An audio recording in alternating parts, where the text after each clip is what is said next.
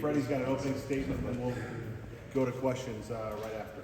Yeah, I just think it's a great time to be at Carolina, be in Chapel Hill. Now that I've been here 2 years, just what a great part of the country this is, and the excitement's never been higher.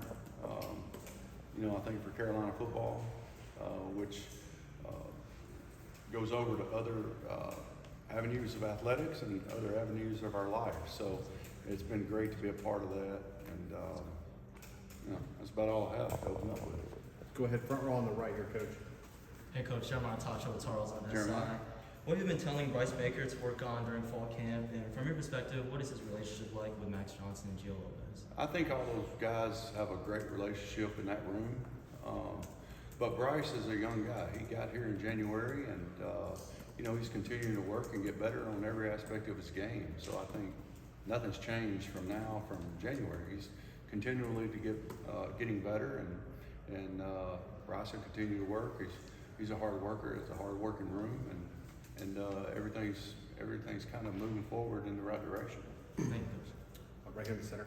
Andrew Jones, Target 24/7. Good to see you again. Yes, sir. So, what did you guys see on Gio in film that made you want to bring him here? And what have you seen since he got here that's kind of validated what you thought you were getting? Well, Gio, he was a good football player at the University of South Alabama, and made a lot of big-time plays for them. They were successful as a team. Ultimately, the quarterback is a lot like the head coach. He gets blamed and credited for a lot of things, and he was successful at Alabama and made plays, got the ball to the guys that could make plays, and that's everything you look for in a quarterback. Front row on the left. Freddie, Adam Smith inside Carolina. Freddie, I wanted to ask you about when you were sitting down to put together this offense for this program, and you've had a ton of different roles in the NFL, and I was wondering what parts of different places that you've been that you wanted to incorporate. Like Gio was telling us in Charlotte that he's been watching Carson Palmer with the Cardinals. He's been watching Baker with the Browns. He's obviously been watching the Patriots quarterbacks. Like what did you want to do to build this offense, your offense? Well, I think ultimately, I kind of cringe at that comment, my offense, because nowhere have I ever been, and maybe I learned from different people, but it was never their offense, it was our offense. And that's kind of the way it is here. I mean, it's our offense. So I had experiences in Dallas, I had experiences in Arizona, I had experiences in Cleveland, and even had some experiences in New York. Coach Belichick's had experiences in New England and in Cleveland. We've got a great offensive staff that has had experiences everywhere. So when we came together as an offensive staff, this is kind of becoming our offense. So, of course, you're going to take what you've lived, and that's what I've done. But we also get the vantage point from, it's a conglomeration of everyone and everyone's ideas and things like that. Now, ultimately, you have to make a decision on things, and that, so that happens ultimately, but it's up to our room, moving up the ladder and all that kind of stuff to come together, and it becomes our offense. That's just what it is. So, but yeah, I mean, we have plays from Arizona, we have plays from Cleveland, we have plays from New York, we have plays from Rollsville High School. It doesn't matter. We just want the best football players for our players. We don't really care where they come from, but collectively, we get that together. Back right. Hey Freddie, Pat Wilson from WRAL. Pat? You said it's all power offense, but I'm curious, has there been any requirements or asks that Bill Belichick has had about how offenses run that stands out, like you are probably never thought of for something unique? Right. Well, let me clarify something. When I say our offense, this is Carolina's offense, first and foremost. So, has there been any requirements? I think when you start talking about things like that, it's like, I've worked for Bill Parcells, I've worked for Nick Saban, I've worked for Sylvester Croom, Darryl Dickey, Ken Wisenhunt, Bruce Arians, Hugh Jackson, and Joe Judge. So every one of those guys, I learned something from. So I welcome everything that Coach Belichick, recommends, or why don't you think of this, or why don't you think of that kind of stuff. So it's a conglomeration of thoughts and ideas, and feedback and stuff like that gets you to where you are as a coach. So hopefully that answers your question. And then right in front of Pat. Ryan, from WRL. First of all, good to see you. Hope you're feeling healthy. You're dressed a hell of a lot better than most of these guys. I just want to tell you that. Okay. He's always I got hope you're nerves. feeling. Yeah, I'm feeling great. Feeling great. Yeah. You were the only guy left over in the transition. I wonder what that was like to obviously for Mac to leave, but then to hear that it might be Bill Belichick, to actually have Bill Belichick come in, and your decision to stay or his decision to retain him. How did all that go? Well, I think, first and foremost, in this business, you kind of get used to change from time to time. Luckily for me, I have never had to get used to it too often. I had I was in Arizona for 11 years and Cleveland for 2, New York for 2, but, I've kind of been very fortunate from the standpoint of like, my family's kind of grown up in the same place. My daughters went to 2 different schools and then they were off to college. So when Coach Belichick came in, of course I was excited about him coming in because it's great to, like I said, I feel like I got cheated from only having 1 year with Coach Parcells. Okay, I was fortunate enough to have more years with other head coaches, but I feel very fortunate that I get to be around Coach Belichick and learn from him. Right here, front row. Hey, Coach. Have there been any freshman players that have really stood out to you and really exceeded your expectations when they stepped onto campus? Well, I think, a lot of them. I mean, I think all those guys are kind of continually to get better, and they're working hard each and every day. And, I know on the offensive side of the ball, we try to stress just getting better each day. Don't worry about where you're starting. Let's worry about today and to get better today and kind of stay where your feet are. And I think all of them are doing that. So, yeah, I think there's a bunch of them that fall in that mode. Right next to him. Freddie, Michael Coe, WCHL, Chamboro.com. Good to see you again. A lot of the players have made mention of the conditioning that they've done in the summer under Coach Moses Cabrera. Gio said he's the best conditioned he's ever been in his life. Thad Dixon compared it to a cross-country team. As someone who was here last year, have you noticed the ripple effects of that in how long the guys are able to go in drills in fall camp, the quickness, explosion that they've had? Yeah, I think, good to see you again. I think Moses does a great job in his group in the weight room, and it certainly shows, these first 4 days. We're 4 days in right now, so it certainly shows in those first 4 days, but I think really where it's going to show is those last 4 days maybe. So I think that's kind of what Coach Mo always has in mind, and that's why he's one of the best out there. In the middle on the left here. Hey Freddie, Caroline Mills from the Raleigh News and Observer. I'm just curious, you were here last year and you saw just the journey that Max Johnson took on his way through that gruesome injury to making it back to the field. What did it mean to you to see him come back from that, and what have you seen from him so far? I tell you, it's seeing him on the field in Minnesota last year and then seeing where he's at right now is remarkable from the standpoint of what he did in the training room. And I just know from experience, like injuries like that, it wears it puts a toll on you from a mental standpoint also. So for him to recover mentally and physically the way he's done has been remarkable, and of course I'm so happy for him. I know he's happy, to be in the position he's at right now, and I'm looking forward and excited to see him move forward, and not only football but in his life, because the injury he had could change your life. Back middle. Coach Ted Keefe with Sports Business Journal.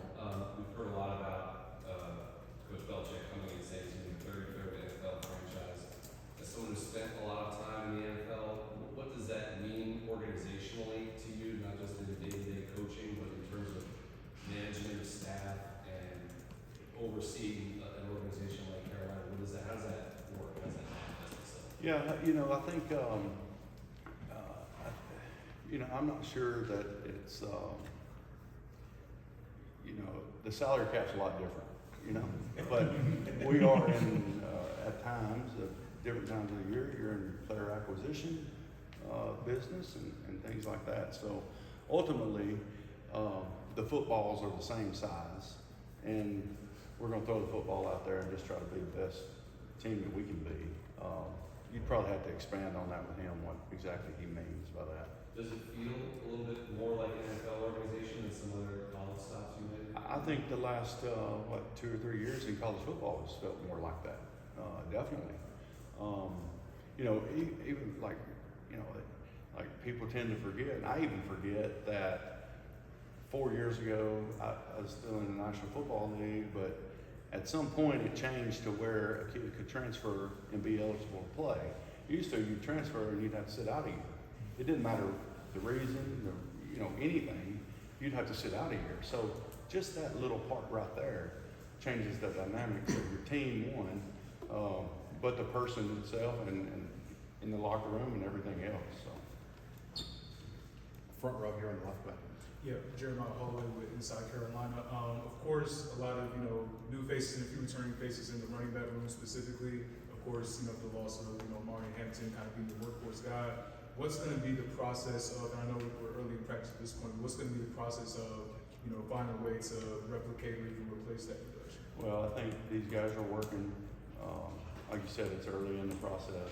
These guys continue to work. There's a lot of things that's going in, or just getting reps and showing what they can do and showing their strong points, their weak points, and things like that. But it's not easy to replace a first-round draft pick at running back, or at any position for that matter. But we've got some guys that are excited to be here. We're excited that they're here, and we'll see where it takes us. But those guys are working hard and doing what they're supposed to do right now.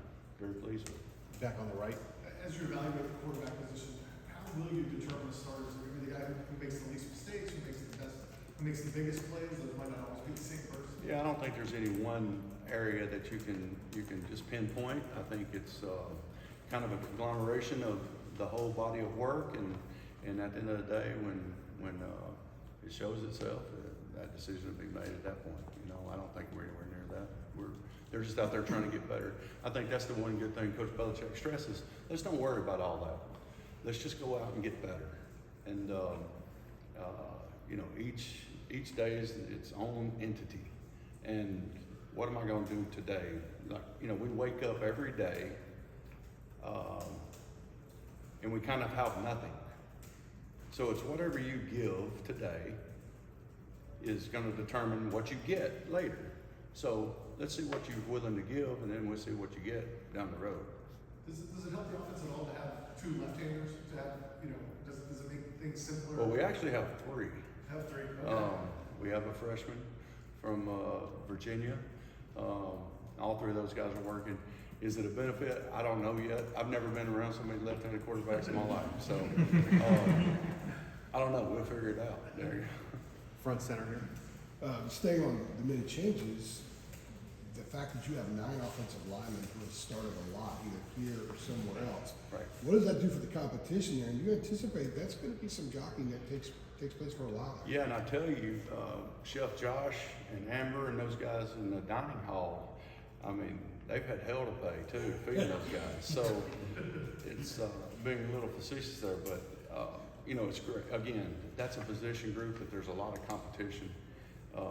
We kind of welcome competition because we think you got 2 guys competing at guard, 3 guys competing at guard, whatever it may be. It's going to make all 3 of those guys better, or it shows itself, and you show who ends up being the starter or second team or whatever. So we welcome all that. So of course it's great. Quick follow. How versatile is the group, and how much versatility? You guys know what Austin Blaskey's about. He's kind of moved around some. How much is having a guy like him that can kind of play everywhere sort of help you move forward, meshing this group? Yeah, I think a lot of these guys have versatility. We're kind of working through that right now, and we'll find out what the end result is. But a lot of them have versatility, which is a good thing, and we'll sort through it at the end. Front row here.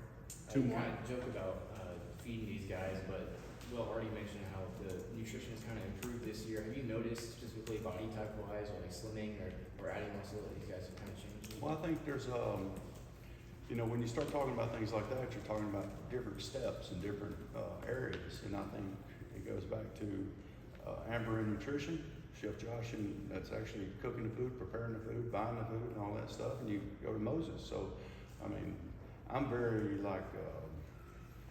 everybody in this room knows that you can eat healthy all you want, but if you don't really exercise, you may still not be what you want to be. Well, it kind of falls into that. you know, or you could exercise all day long, but it could go ruin it in the kitchen. So, you know, those guys have done a good job in those particular areas, and our kids have bought in from the standpoint of how do I want to prepare, how do I want to eat, and ultimately, what do I want the end result to be? Because we know eating right, working out hard, putting everything into that has results at the end, at least for you personally. Then we'll see how it comes together collectively as a team. Last one, second row on the left. Becky Brown and Dan Tonio. What have you seen from Jordan Shipp, and do you think he's poised to be a big piece of this offense? Yeah, I think Jordan is a leader, first and foremost. I think those guys Jordan always knows what to do, which is very special from that standpoint, especially at that position, if you play so many positions. And he can help the younger guys. You know, he's not that old of a guy either. He's been here 1 year. So, you know, Jordan's working hard. He knows the things that he's going to continue to work on and get better and stuff like that. So, Jordan's a great benefit for us.